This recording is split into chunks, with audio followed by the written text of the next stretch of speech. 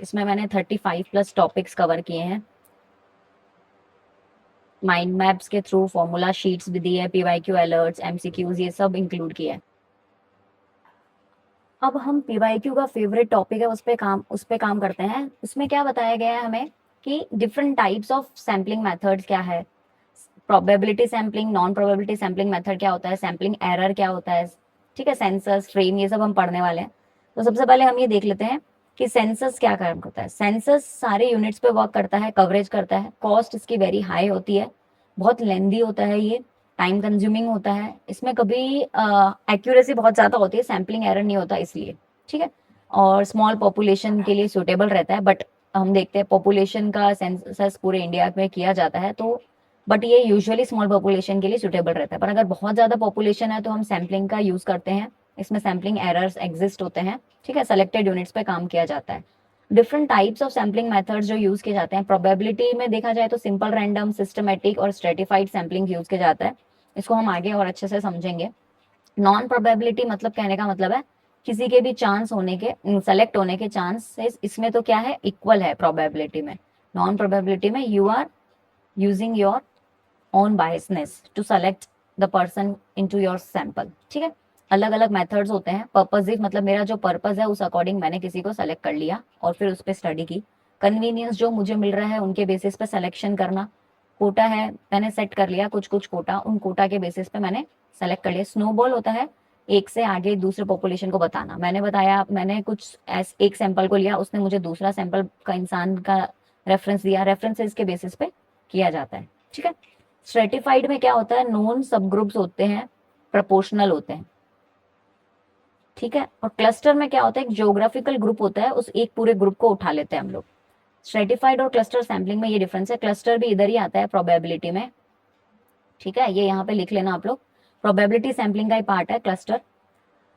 Cluster में होता है कि हमने एक नेचुरली ऑकर्ड, बहुत सारे अलग अलग क्लस्टर्स नेचुरली अवेलेबल होते हैं, हमने किसी एक क्लस्टर को पिक किया और उस पर स्टडी किया। और स्ट्रेटिफाइड में होते हैं कि हमने खुद ही अलग अलग स्ट्राटास बनाए और हर स्ट्राटा में से कुछ कुछ हमने सैंपल्स उठा लिए, तो दैट इज स्ट्रेटिफाइड। स्टैटिस्टिक्स क्या होता है, स्टैटिस्टिक्स और पैरामीटर ये दो बहुत इंपॉर्टेंट टर्म है, इनका डिफरेंस समझना बहुत जरूरी है।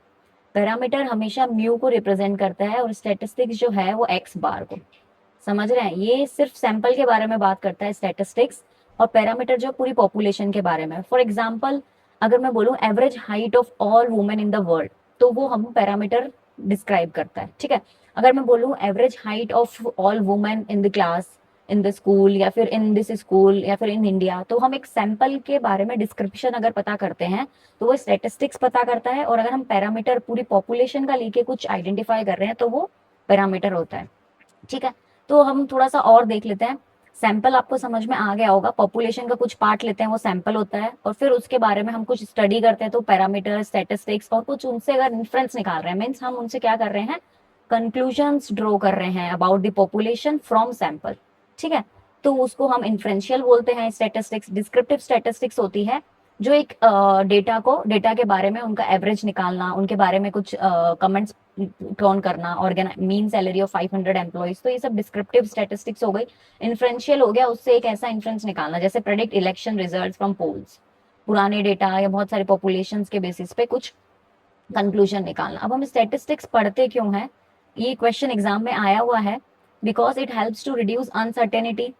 इससे क्या होता है, कोई भी रिलेशनशिप है उसको हम क्वांटिटी में मेजर कर पाते हैं, क्वांटिफाइज कर पाते हैं, फोरकास्टिंग में हेल्प आता है ये, ठीक है। ये इसका बेसिक फॉर्मूला होता है, स्टेप्स होते हैं।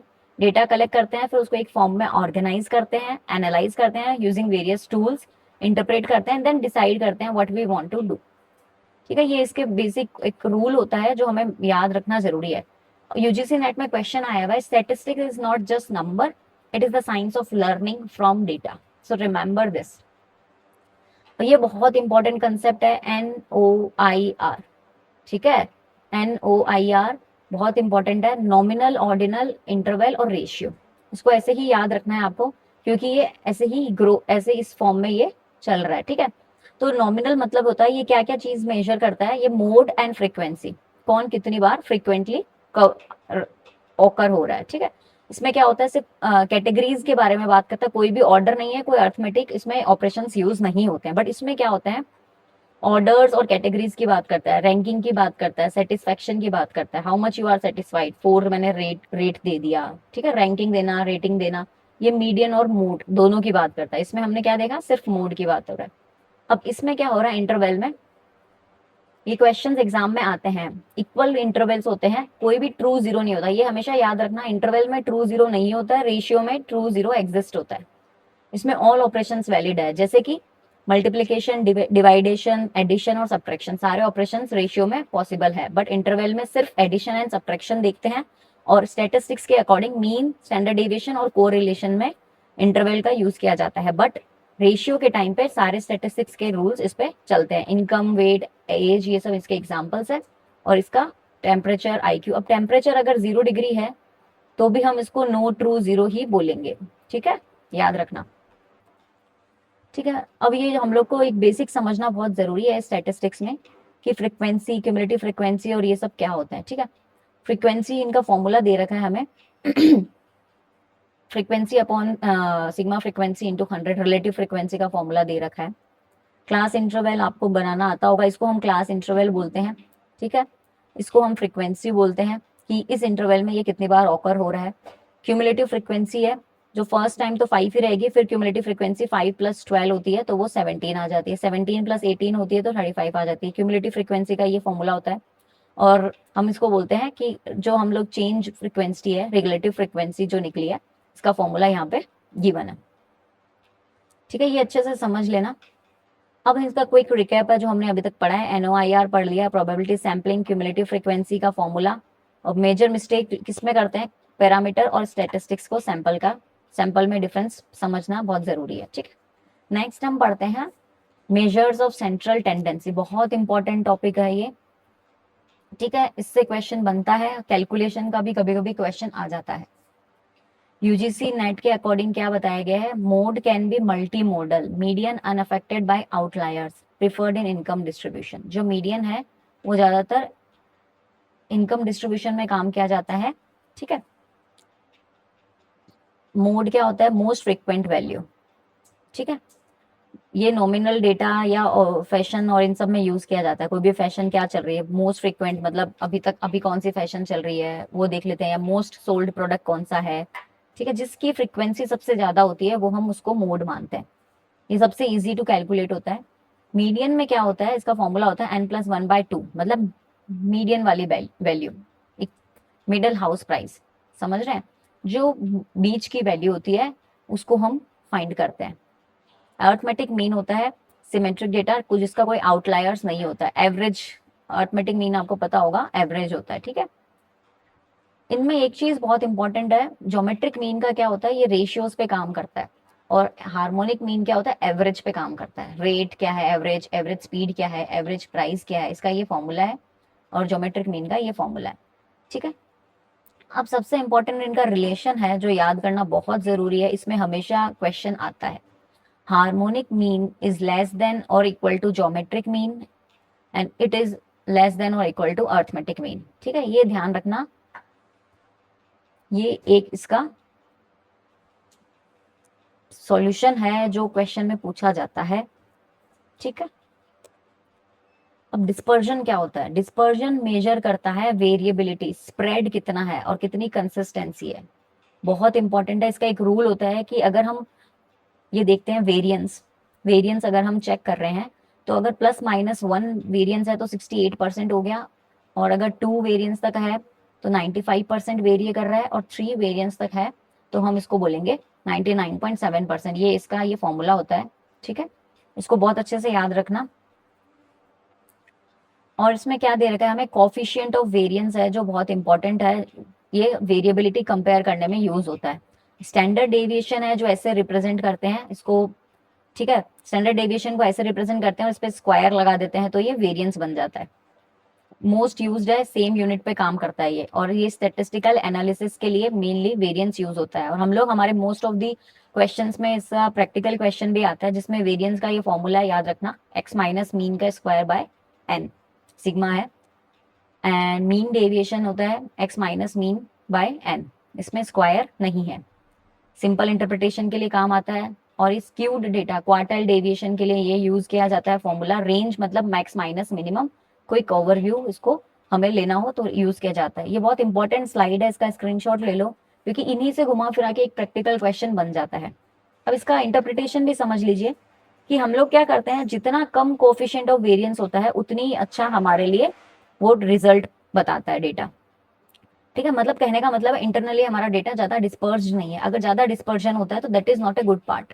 Okay, two different sets of data set को हम लोग रिप्रेजेंट करते हैं, कंपेयर करने के लिए यूज किया जाता है कोफिशिएंट ऑफ वेरिएंस। और एक और चीज याद रखना, ये भी क्वेश्चन बहुत इंपॉर्टेंट है, standard deviation, mean deviation and quartile deviation का रिलेशन पूछा जाता है। तो standard deviation is always greater than mean deviation and mean deviation is always greater than quartile deviation. ठीक है, इनमें इक्वल भी हो सकता है बट मेजरली इनका रिलेशन यही रहता है। तो एक एक चीज बहुत अच्छे से आप नोट करिए, इस पीपीटी को पढ़ के जाएंगे पूरा तो इतना इनफ आपके एग्जाम में। अब स्क्यूनेस और कर्टोसिस क्या होता है?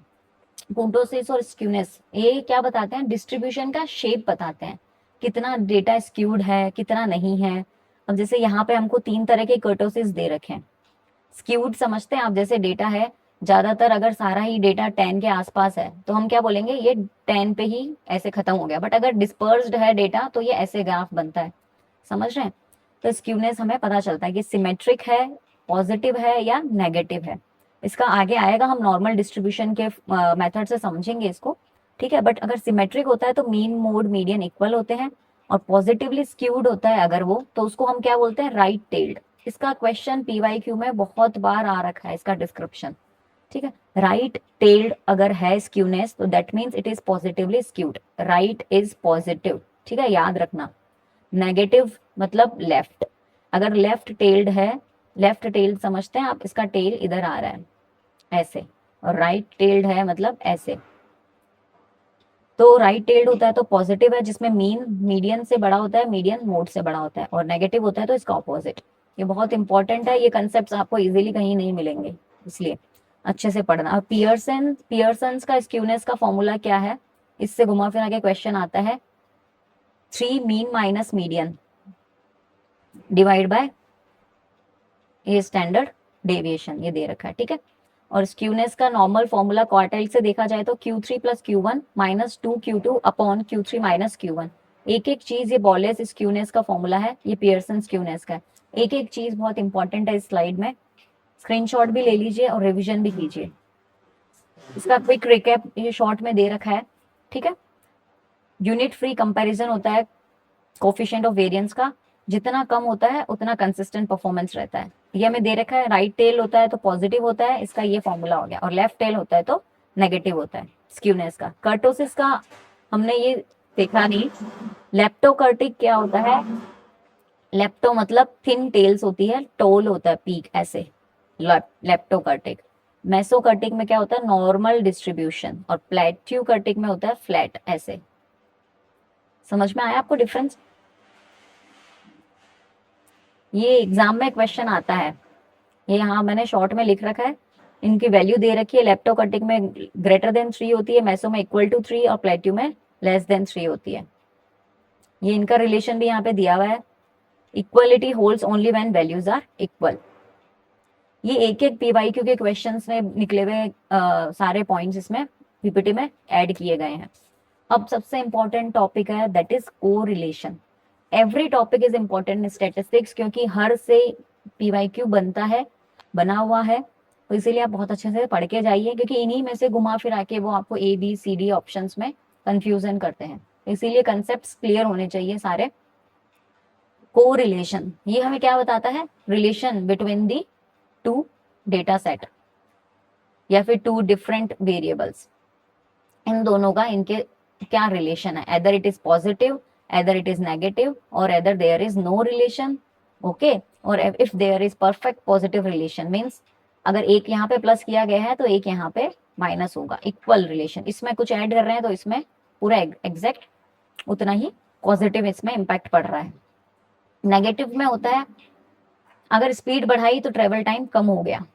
ठीक है, एक को बढ़ा रहे हैं तो दूसरा कम हो रहा है। पॉजिटिव में होता है एक को बढ़ा रहे हैं तो दूसरा भी बढ़ रहा है। ठीक है, नेगेटिव में नेगेटिव कोरिलेशन होता है जिसमें थोड़ा कम किया और इसमें थोड़ा सा डिफरेंस आया, बट इसमें एग्जैक्ट डिफरेंस आना, जो हम इलास्टिसिटी में पढ़ते थे उसी तरह का ये कॉम्बिनेशन है। स्पीयरमैन्स का फॉर्मूला याद करके जाना। नेक्स्ट हमें दे रखा है रिग्रेशन एनालिसिस। रिग्रेशन एनालिसिस का बी जो स्लोप होता है उसका फॉर्मूला ये है, एग्जैक्ट याद होना चाहिए। बी को हम इंटरसेप्ट निकालने का फॉर्मूला ए से डिनोट होता है, बी मतलब स्लोप होता है, ये y माइनस बी एक्स। तो ये फॉर्मूला याद रखना। y रिग्रेशन लाइन को रिप्रेजेंट करता है, ठीक है। रिग्रेशन विसेस कोरिलेशन से पी वाई क्यू आपके एग्जाम में आया हुआ है। रिग्रेशन हमें क्या करता है, डायरेक्शन एंड प्रेडिक्शन देता है, वेयर एज कोरिलेशन हमें सिर्फ स्ट्रेंथ की बात करता है। डायरेक्शन मतलब ये इस डायरेक्शन में जा रहा है और आगे फ्यूचर में कौन से डायरेक्शन में जाएगा, तो ये सारी चीजें रिग्रेशन के थ्रू ही पता चलती है। कोरिलेशन सिर्फ हमें ये बताता है if there is positive relation और नेगेटिव रिलेशन। तो ये सब चीजें बहुत अच्छे से पढ़ के जाना है आपको। टू रिग्रेशन लाइंस होती है, समझ लो y on x and x on y। y on x and x on y, तो a equals to b by x x. तो इससे क्या होता है, ये एक तरीके से क्वेश्चन एग्जाम में आया हुआ है। प्रेडिक्ट y ऑन x अगर पूछा जाए तो ये फॉर्मूला होता है, फिर प्रेडिक्ट x फ्रॉम y तो ये फॉर्मूला होता है। और आर स्क्वायर पूछा जाए, रिग्रेशन टू रिग्रेशन लाइंस हमें गिवन होती है, उससे हमें ये फॉर्मूला यूज करके निकालने को भी क्वेश्चन आ जाता है, ठीक है। आर स्क्वायर बताइए रिग्रेशन एनालिसिस, तो b y x into b x y is the formula. Okay, next important topic another, probability and conditional probability. तो प्रोबेबिलिटी हमें यहाँ पे 3 टाइप्स में डिवाइड की गई है जो हम फाइंड करते हैं, क्लासिकल प्रोबेबिलिटी, एम्पेरिकल और एक्सियोमेट्रिक, ठीक है। तो क्लासिकल प्रोबेबिलिटी में क्या होता है, हम जो यूज करते हैं, कितने चांसेस है एक डाई को हम लोग जब रोल कर रहे हैं तो कितने चांसेस है 6 आने के, तो ये 1/6 हो गया, ठीक है। क्लासिकल है, इसका फॉर्मूला होता है m/n, ये आपको आता होगा, n equals to total chance, m equals to chances of the event occurring. और एम्पेरिकल मतलब ये होता है कि रिलेटिव फ्रिक्वेंसी फाइंड करने के लिए यूज किया जाता है एम्पेरिकल प्रोबेबिलिटी। जैसे कि आज बारिश आने के चांसेस कितने हैं, तो हमें पता है कि 100 दिन में लगभग 30 बार आती है बारिश, तो हमने रिलेटिव फ्रिक्वेंसी निकाल ली इससे, ठीक है। ये हम बोल सकते हैं 90 दिन में 300 दिन में 90 बार बारिश आई है अभी तक, तो हम रिलेटिव फ्रिक्वेंसी निकाल लेते हैं कि आने वाले टाइम पे भी कितने चांसेस है। एक्सियोमेट्रिक होता है, ये एक तरीके से एक हर प्रोबेबिलिटी का एक फाउंडेशन है, इसी से हम लोग मेजरली अदर जो प्रोबेबिलिटी के फंक्शंस है वो मेजर करते हैं। स्टैटिस्टिकल इन्फ्लुएंस वगैरह है वो एक्सियोमेट्रिक से फाइंड किए जाते हैं, इनके फॉर्मूलाज और भी आगे आएंगे, ठीक है। सैंपल स्पेस और इवेंट आपको समझ में आता होगा। और ये की प्रोबेबिलिटी के रूल्स है, ये फॉर्मूला ऐसे याद रखना, अगर ये यूनियन में दे रखा है it means it is addition और इसका फॉर्मूला होता है ये, और अगर ऐसे दे रखा है इट मींस कंडीशनल प्रोबेबिलिटी, और इसमें अगर अपोस्ट्रोफी ऐसे दे रखा है that means 1 minus probability of A, it is complement, मतलब इसमें से प्रोबेबिलिटी ऑफ बी फाइंड की गई है, ये समझ रहे हैं आप। और ये हो गया मल्टीप्लीकेशन, यू अगर दे रखा है दैट इज एडिशन, एंड अगर अपोजिट यू दे रखा है that means it is multiplication.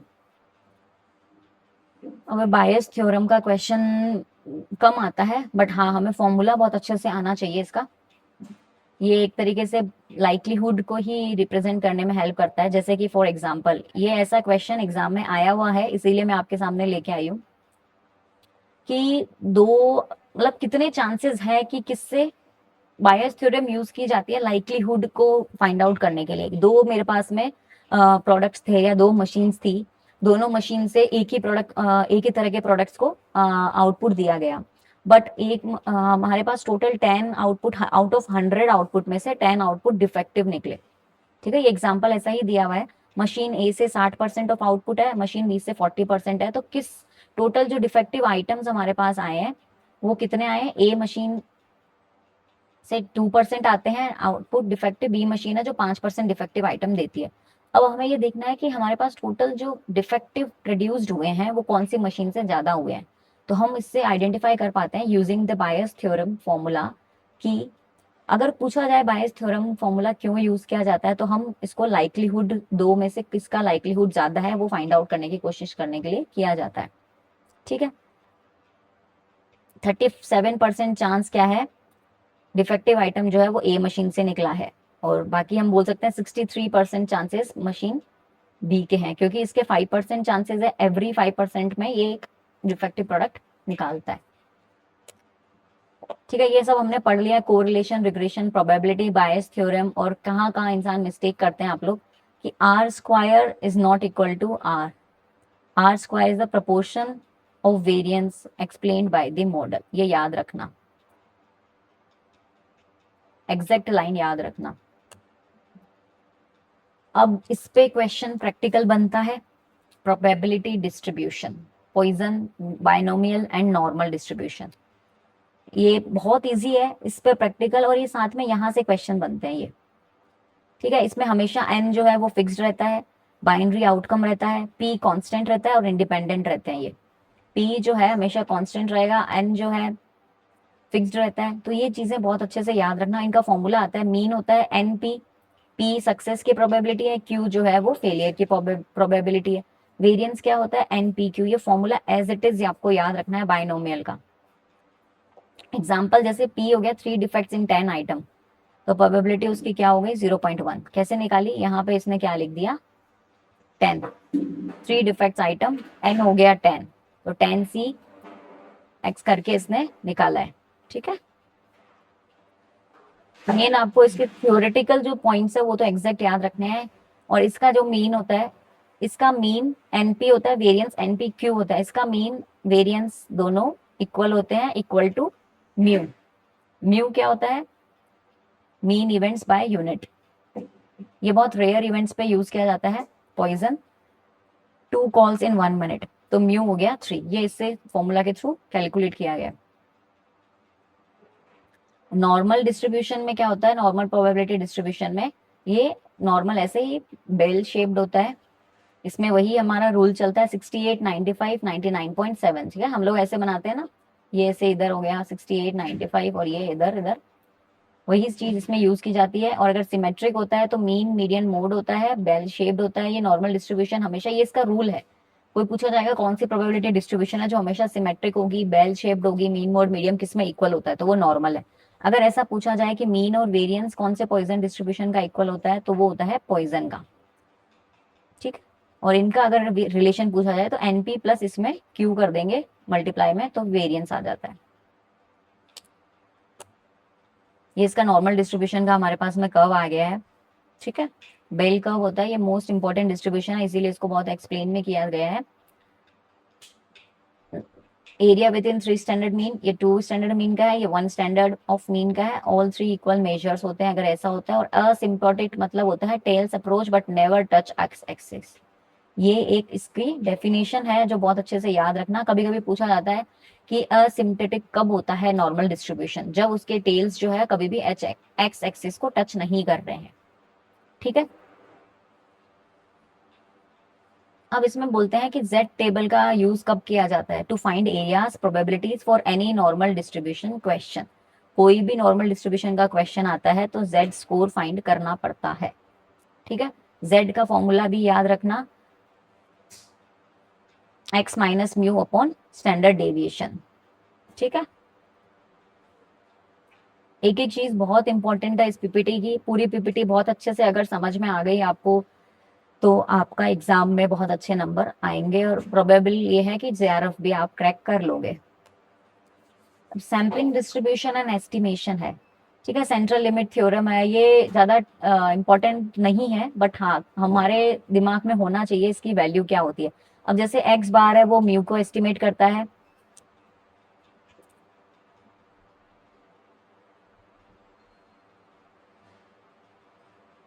X बार जो है वो म्यू को रिप्रेजेंट कर रहा है। ठीक है, और फिर उसके बाद में पी जो है, पी ये प्रोबेबिलिटी का दे रखा है जो पी को एस्टिमेट करता है। ये जो हमने दे रखा है ऊपर, standard equation of probability. Hypothesis testing, ये बहुत इंपॉर्टेंट है, हमें पता होना चाहिए कि कब टाइप 1 एरर आता है, कब टाइप 2 एरर आता है, व्हाट इज पी वैल्यू और कौन सा क्रिटिकल रीजन होता है। तो बहुत अच्छे से समझना और सुनना, क्योंकि इसमें पीवाईक्यू हमेशा बनते हैं। PYQ बहुत इजी है। टाइप 1 एरर तब होता है जब हम लोग क्या करते हैं, ट्रू नल हाइपोथेसिस को रिजेक्ट कर देते हैं। नल हाइपोथेसिस ट्रू थी बट हमने रिजेक्ट कर दिया तो वो टाइप 1 एरर हो गया। सिमिलरली अगर नल हाइपोथेसिस फॉल्स थी बट हमने एक्सेप्ट कर लिया तो वो टाइप 2 एरर हो गया।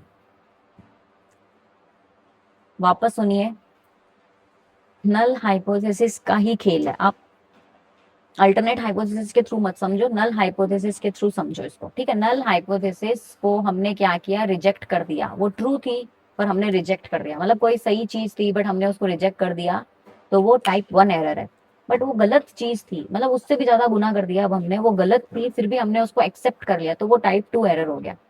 तो ये चीज बहुत अच्छे से याद रखना और ये क्लियर करना माइंड में फॉर्मूला। अब यहाँ पे कुछ स्टेप्स दे रखी है हमें कि कैसे हाइपोथेसिस सेट की जाती है। सबसे पहले हम H1 और H0 डिसाइड करते हैं, फिर उनका अल्फा लेवल डिसाइड करते हैं, फिर टेस्ट सोचते हैं कौन सा लगाना है। क्रिटिकल रीजंस, क्रिटिकल रीजन हम लोग ये जो साइड वाले होते हैं 0.5 रखना है, 68 वाला रखना है, ठीक है। ये वाला जो क्रिटिकल रीजन है कितना हमें रखना है वो देखते हैं, फिर टेस्ट लगाते हैं, फिर डिसीजन और जो भी रिजेक्ट और फेल वाला होता है वो। ये एज इट इज आप याद रखना स्टेप्स। अब और भी आगे बढ़ रहे हैं हम इस यूनिट में। ये मुझे पता है बहुत बड़ी यूनिट है और बहुत इसमें बहुत सारे कंसेप्ट्स हैं, लेकिन अगर आप इस पीपीटी को पढ़ते हैं, समझते हैं चीजें, तो आपके लिए बहुत आसान हो जाएगा क्योंकि सारी चीजें एक साथ इकट्ठी की गई है। अब इसमें सारे टेस्ट हैं। अब हमें ये देखना कौन सा टेस्ट कब यूज होता है, उसकी क्या कंडीशंस होती है, ठीक है, डिग्री ऑफ फ्रीडम क्या है उनका।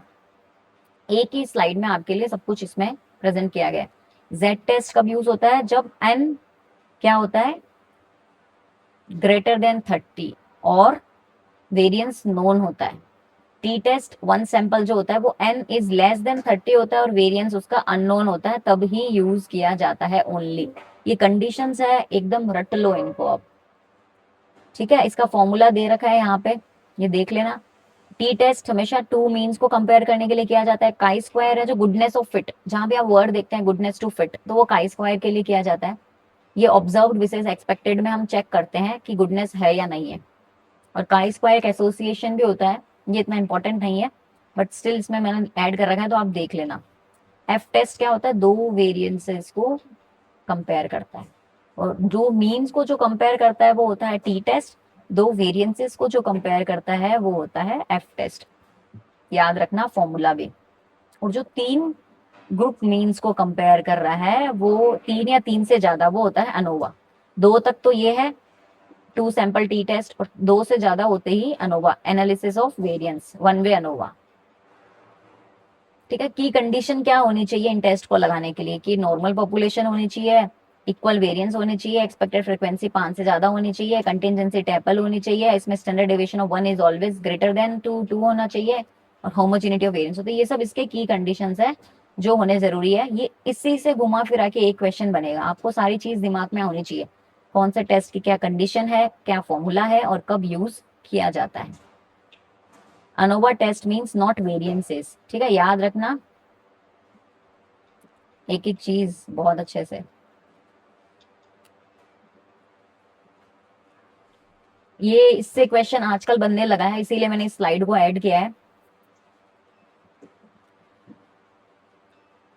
सीपीआई, डब्ल्यूपीआई, फिशर्स आइडल, साशे, लास्ट पेयर्स, ये सब बहुत इंपॉर्टेंट चीजें हैं, इनका फॉर्मूला देख लेना बस आप, ठीक है।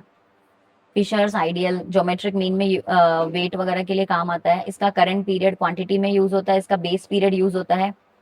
हमने पढ़ा था ना कंज्यूमर प्राइस इंडेक्स और वेटेड प्राइस इंडेक्स, ये सब वही है। ये बायस रहता है अपवर्ड की तरफ, ये डाउनवर्ड की तरफ, इसमें आइडल रहता है, ये भी कोई बायसनेस नहीं होती, इसमें चेंज वैल्यू होती है, ठीक है। दोनों ही वैल्यूज चेंज होती है क्यू एंड पी की। अब इसमें फिशर्स आइडल इंडेक्स से क्वेश्चन बन रखा है इसीलिए मैंने इसको ऐड किया है। अब इस बार चांसेस है कि इन्हीं में से कुछ क्वेश्चन बन जाए। फॉर्मूला याद रखना बस, जैसे पिछली बार क्वेश्चन आया था, Fisher's ideal satisfy both time reversal and factor reversal test, ठीक है, क्योंकि ज्योमेट्रिक मीन का यही मेन रोल होता है।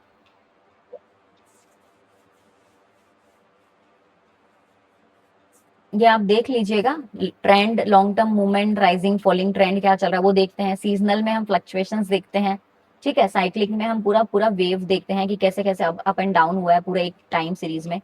और इरेगुलर में हम रैंडम और अनप्रेडिक्टेबल चीजें को यूज करने के लिए भी काम करते हैं। तो इनके लिए कुछ मॉडल्स हैं जो बनाए गए हैं, एडिक्टिव मॉडल और मल्टीप्लिकेटिव मॉडल, ठीक है। ये वाला जो है सबसे ज्यादा कॉमन है, मल्टीप्लिकेटिव।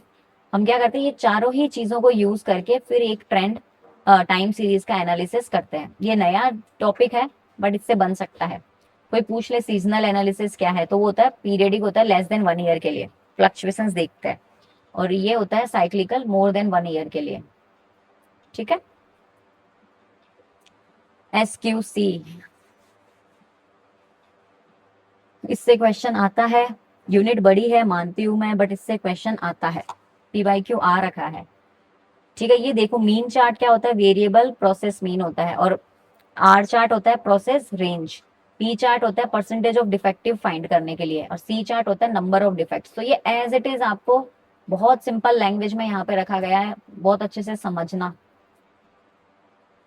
अब इनमें हमें कुछ एक्सेप्टेंस दे रखी है, जैसे कि हम पहले ये समझ लेते हैं कंट्रोल चार्ट के बारे में क्या दे रखा है, ठीक है। बाई मीन चार्ट हमें दे रखा है, जो हम कैसे कैलकुलेट करते हैं, UCL अपॉन LCL, ठीक है।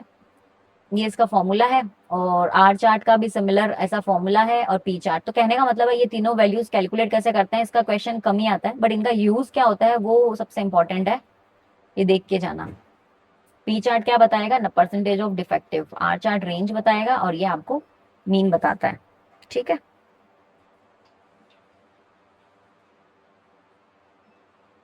ये एक तरीके से एक इंपॉर्टेंट कंसेप्ट है। क्यों, एक बार पहले क्वेश्चन आ रखा है mean chart versus P chart में। तो P चार्ट हमें डिफेक्टिव बताता है, ये मीन चार्ट जो है हमें मीन के बारे में बताता है प्रोसेस करने के लिए। देखो यहाँ पे PYQ एक दे रखा है पहले से, इसलिए मैंने इस स्लाइड को ऐड किया है।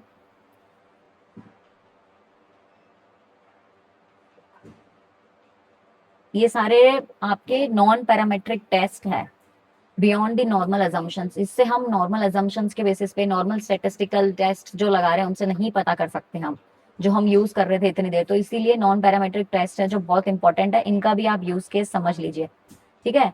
मैन विटनी टेस्ट है जो 2 इंडिपेंडेंट सैंपल्स होते हैं तब यूज किया जाता है।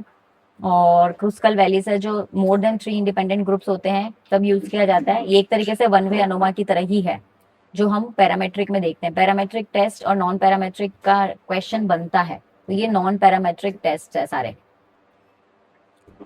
ठीक है। स्पेयरमैन्स जो होता है वो रैंक कोरिलेशन में यूज किया जाता है, तो याद रखना स्पेयरमैन्स जो होता है वो क्या होता है, नॉन पैरामेट्रिक। और पियर्सन्स जो रैंक वाला होता है, यहाँ पे पियर्सन्स लिखा हुआ है, ठीक है। पियर्सन जो रैंक कोरिलेशन है वो पैरामेट्रिक में आता है, और स्पेयरमैन्स रैंक कोरिलेशन वो नॉन पैरामेट्रिक में आता है। वन सैंपल मीडियन जो होता है नॉन पैरामेट्रिक होता है, और T टेस्ट जो होता है पैरामेट्रिक में आता है। पेयर्ड सैंपल रैंक्स अगर हम देख रहे हैं इसका, विल्कोसन का, तो वो आता है यूज केस इसमें नॉन पैरामेट्रिक में, और पेयर्ड T टेस्ट जो होता है पैरामेट्रिक में आता है। तो ये डिफरेंस पता होने चाहिए, और किसका कौन सा सिमिलर टेस्ट है पैरामेट्रिक और नॉन पैरामेट्रिक में, बहुत अच्छे से आपको आना चाहिए। क्रुस्कल वैलीज जो है वो एक वन वे अनोवा की तरह ही है, बट वो इंडिपेंडेंट पैरामेट्रिक है एंड वो नॉन पैरामेट्रिक है। तो ये चीजें बहुत अच्छे से याद रखना, इसीलिए आपको यहाँ पे एक्सप्लेन किया गया है।